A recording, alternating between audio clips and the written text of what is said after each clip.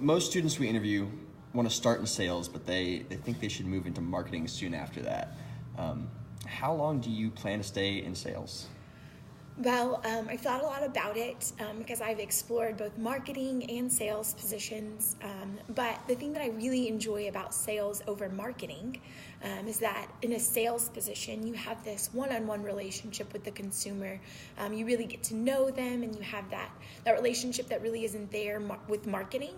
The difference is two-way communication versus one-way. With marketing, you're learning how to best sell something, but just getting it on the consumer's minds, whereas in sales, you're actually interacting with the consumers, and I really value relationships, and so I don't really know necessarily as far as like time-wise how much I would want to stay in sales, but I do value a sales position over a marketing position because of the relational aspect of it. I don't know that I would want to be sitting behind a desk for a long amount of time planning out marketing strategies when I could be building relationships with consumers and getting out there the products and services we're trying to sell. So, thank you.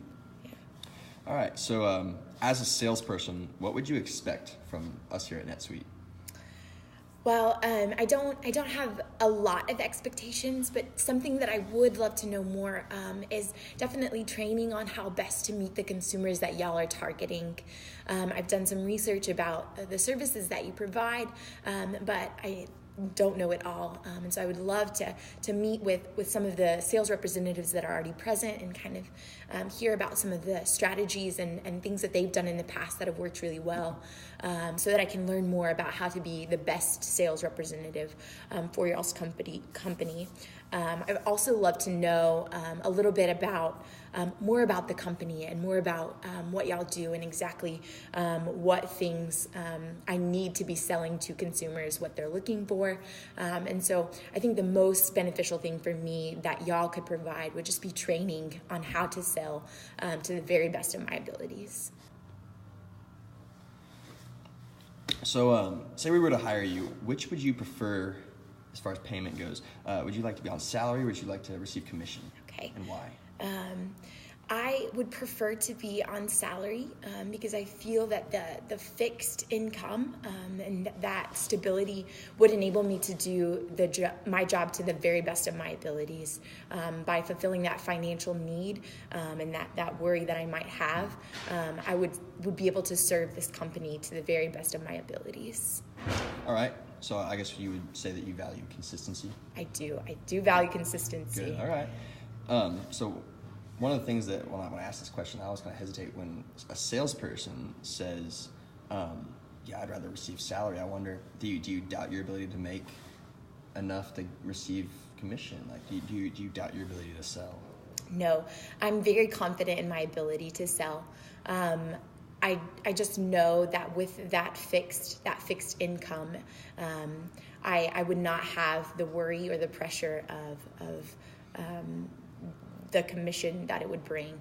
And I'm confident in my ability to sell. And I'm a self-starting motivated person. And so even with the possibility of making more money with commission, I don't need a financial motivation to do my job to the very best of my abilities. So what you said there is that you actually feel like you would be freed up to sell better under salary. I do. All right. Thank you very much.